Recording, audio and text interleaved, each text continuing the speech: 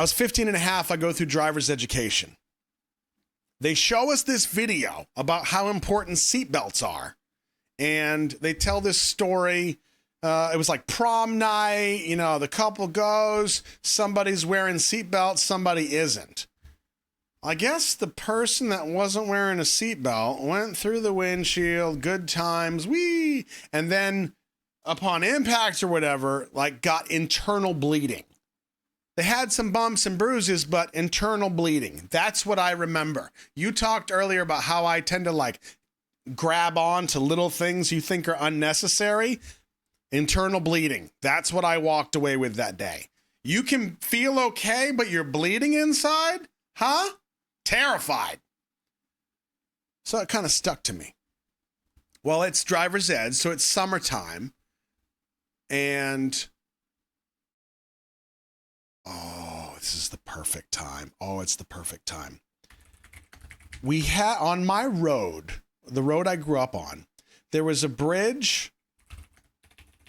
There was a bridge maybe like a half a mile away from my house. The bridge went over a river. Perfect. And then that river is where a lot of kids would go. Oh, this is going to be great. Let's see if I can hide this. Perfect. Are you ready for this? Let's see here.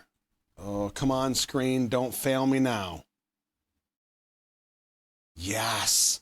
This is Google Maps. This is the street that I grew up on in New Hampshire. I want to show you. We're going to go down the road all the way down. I'm going to show you this bridge. Okay? You're going to get a little nauseous as we travel through time here. Time and space. That's right. We're taking a field trip to New Hampshire. Here we go. Oh, yeah. Here we go. Oh, is that a cop? No. Here we go. This is it. This is the bridge. Crosses over the river. Now, this is very typical New Hampshire. Look how beautiful this is. This is picturesque. This is the road that I grew up on. This is the river. You can kind of see it's not like super high, right? But it's a river. And then right down here, we've got some rapids. Really pretty. See this sign right here? It's also one over here. It says, no jumping or diving from bridge, right? That's because every summer, the kids come down and they jump off the bridge into the river.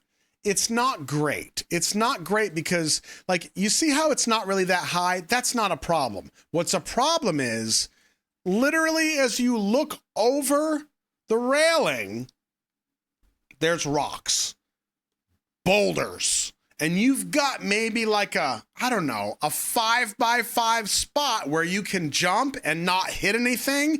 Everything else is sudden death. It's that tight, okay? But of course, like they put up these signs, the cops come by, they say, hey kids, you gotta go home, get out, you can't be jumping off the bridge. We still do it, right? It's a river. Yeah, we could just walk down there and swim. Nah, we wanna jump.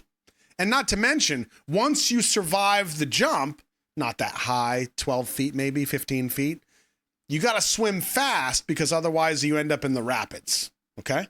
This is New Hampshire living. I'm starting to make a little bit more sense to you. So it's summertime, driver's ed, Brian and I. Now, keep in mind, Brian has always kind of had his stuff together. He was what we called an explorer. An explorer was like a young firefighter, EMT trainee. They did stuff with firefighters, did stuff as EMTs and paramedics. He kind of always had his fingers in. Now he's a health professional, medical professional. So he's always been interested in that kind of stuff. One summer day, we're sitting here and we're jumping off the bridge. And of course, in classic Roscoe fashion, like I don't like heights. I'm actually afraid of heights. It's never stopped me from doing anything, but God, am I scared. I'll still jump out of helicopters and sides of buildings with rope and rappel. Like I do all that stuff, but I don't like it. Still do it. I get to this point. Okay, I got to face my fear. I'm jumping.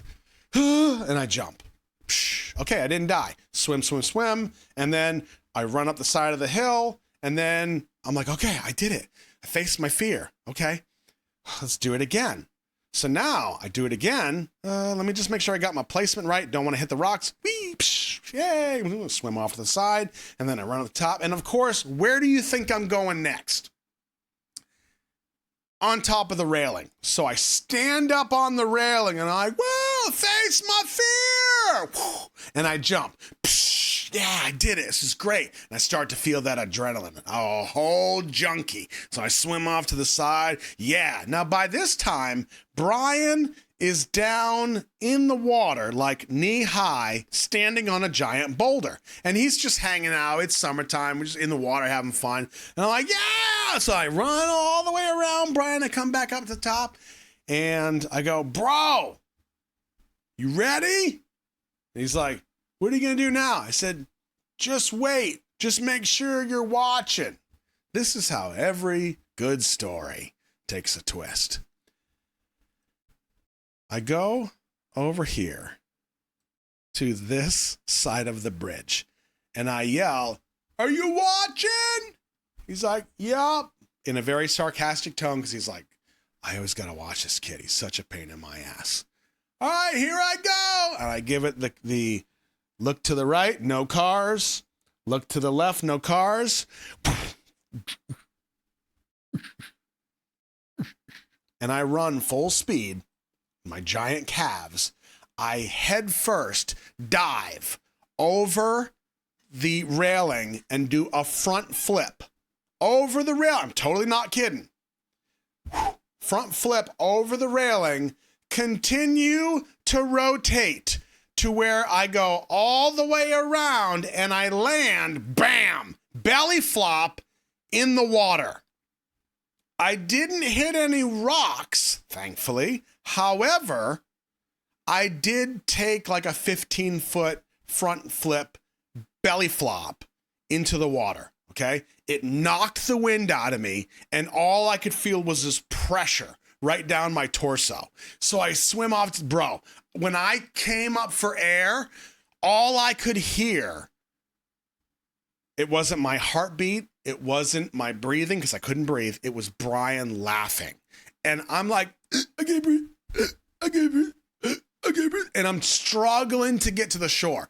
All I hear is the squeaking laugh of a man trying to stay alive. Not me, Brian. So I get over to the side and I lay it. I'm like, I think I'm internally bleeding. I'm internally bleeding. And he's laughing so friggin', and I'm so pissed because I'm like, bro, you're a medical professional. You have to save me. I've only got a matter of minutes. I saw that I'm internally bleeding. And so he goes, okay. And he humors me and he goes, let me see. So he looks at my chest, which is a friggin' belly flop tattoo now of just redness. And he was like, bro, you're so red. I think it's the blood on the inside. It's everywhere. And I was like, ah! And I started freaking out, in and out of consciousness. Not really, but that's how I felt. I was so friggin' scared. And finally, like, I was kind of coming out of it. I'm like, okay, we're good.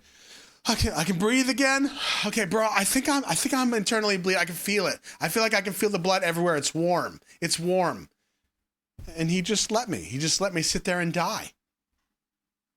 If I didn't get okay on my own, I would have died. His laughter did not help. That is what friends are for. Good job, Brian. Don't encourage him. This is 30 years of pain you're hearing. Yeah. I survived on my own accord. Not Team Brian. Shut up. What a good friend. Yep. Oh, man. What a turd. That's what friends are for.